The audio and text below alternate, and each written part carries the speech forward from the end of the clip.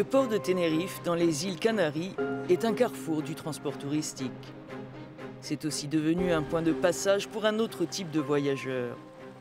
Chaque nuit, des équipes de police et de sécurité sont sur le qui-vive à la recherche de migrants qui tentent de se glisser dans des camions prêts à partir pour le continent.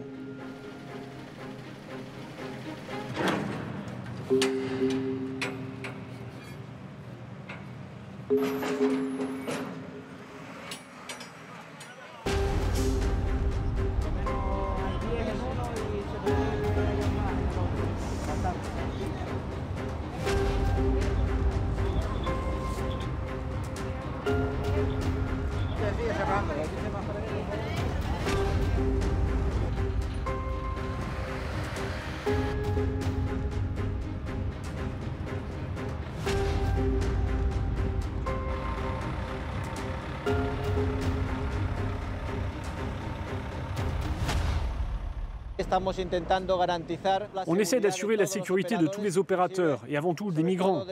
Leur destination finale est l'Europe. Ils feront tout pour quitter les îles, même au péril de leur vie.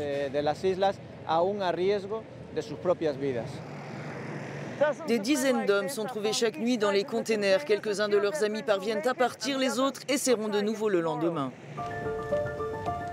La plupart sont renvoyés dans les hauteurs de l'île où se trouve le plus grand centre d'accueil de migrants de l'archipel espagnol.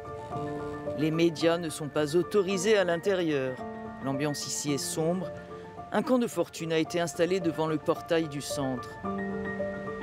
Un symbole, dit Roberto, membre d'un groupe d'habitants qui viennent en aide à ceux qui, dit-il, manquent de tout.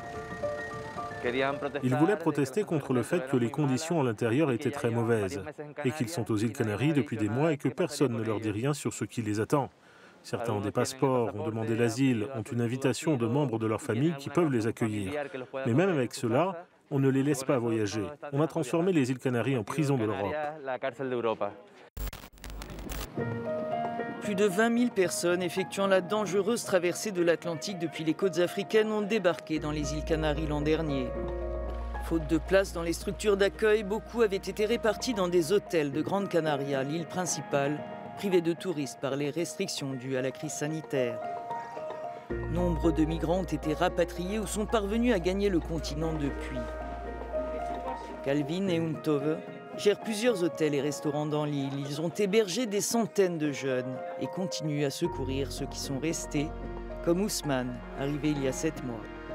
Il rêve de donner un avenir à sa famille. Voici ma femme. Voici mon enfant. Le jour de son naissance, il m'a trouvé ici en Grande Canaria. Jusqu'à présent, je ne l'ai pas vu. C'est pourquoi je fais le tout pour ma réussite. Hay que dar besos, no pegar. Ousmane ne rate aucun des cours de langue dispensés à l'hôtel. Il attend une réponse à sa demande d'asile. Comme la plupart ici, il rêve de gagner le continent européen. Le message que je lance aux Européens, c'est de nous aider pour qu'on puisse aller en Grande Espagne pour travailler. Et moi, j'ai confiance que tôt ou tard, je vais gagner mon avenir. Moi, je ne décourage jamais de ma vie. Pour aider ces jeunes à construire leur avenir, le couple qui les a pris sous son aile a créé une fondation, Canaria Mama Africa. Mama Africa, c'est ainsi que leurs invités appellent celle qu'ils considèrent comme leur seconde mère.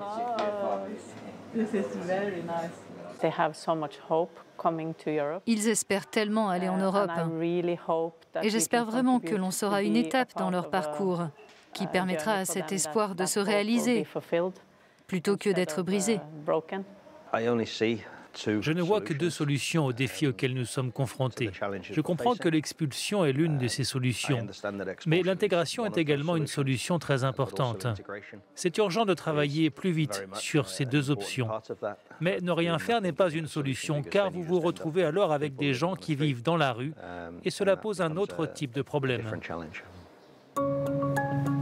Un problème de trop pour une partie de la population locale.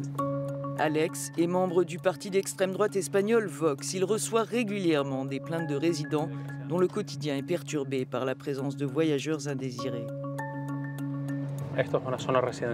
Nous sommes dans une zone résidentielle, une zone très tranquille, jusqu'à ce qu'on y ait ouvert plusieurs centres pour immigrants illégaux. Les habitants ont peur de se promener près de chez eux. Ici à droite, c'est le couvent des Lys, qui a été converti en un centre pour 93 immigrants illégaux. Cette habitante du quartier ne veut pas être identifiée de peur de représailles. D'ici, j'ai une vue sur le couvent. Derrière la première fenêtre, il y a une grande salle où il y a toujours des conflits, parce qu'ils se battent entre eux. Il y a toujours des problèmes.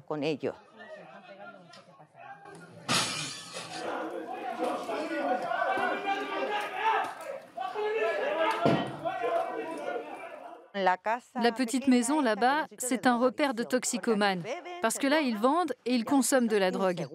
Je ne me sens pas en sécurité. Chaque fois que vous sortez de chez vous, ils peuvent vous attraper, ils peuvent vous voler, vous violer. Et on n'a pas l'habitude de vivre comme ça. C'est vraiment une situation désespérée. Les tensions ont atteint leur apogée il y a quelques mois lorsque des affrontements entre résidents et migrants ont éclaté à proximité de cette ancienne école transformée en centre d'accueil. Les relations se sont depuis apaisées, mais pour le représentant de Vox, l'État et l'Union européenne ne font pas ce qu'il faut pour éviter de telles situations. La première chose qu'il faut exiger, c'est qu'on mette un terme au trafic d'êtres humains et que les bateaux-mers soient interceptés. Par ailleurs, le fait qu'on nous utilise pour qu'aucun immigrant ne puisse se rendre en Europe et que tout le monde reste aux Canaries n'est pas une solution. La seule chose que cela génère est un énorme gaspillage de fonds publics qui coûte cher aux contribuables, alors qu'aux Canaries, il n'y a pas de travail. Pour le représentant du gouvernement espagnol aux Canaries, le pacte européen sur la migration, qui prévoit une plus grande coopération entre États membres, reste à mettre en œuvre. L'Europe ne peut pas se contenter de considérer que ce problème est celui des territoires frontaliers. C'est le problème de l'Europe.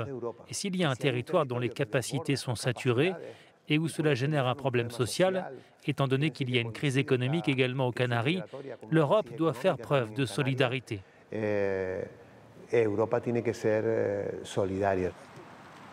Quand le soir tombe sur la capitale, Las Palmas, des dizaines d'hommes sortent de l'ombre pour trouver de quoi se nourrir auprès d'un réseau de bénévoles espagnols. Hey, mam, ça va bien? Les citoyens n'ont pas les ressources pour distribuer de la nourriture et des vêtements. On est saturé. On ne peut pas garder ces gens dans la rue, les laisser vivre ici, dormir, manger dans la rue, parce que c'est une bombe à retardement. Et elle va exploser. Comme beaucoup, Doua dort sur la plage. Il a tenté de quitter l'île 4 fois, muni de tous les documents requis, et a été refoulé à chaque fois. Ça les billets, on est notre protection. Si le Sénégal il avait du travail, nous, on restait là-bas.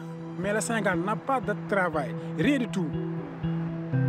Oui, on demande seulement au gouvernement espagnol, laissez-nous partir, aidez-nous de quitter cette île, s'il vous plaît.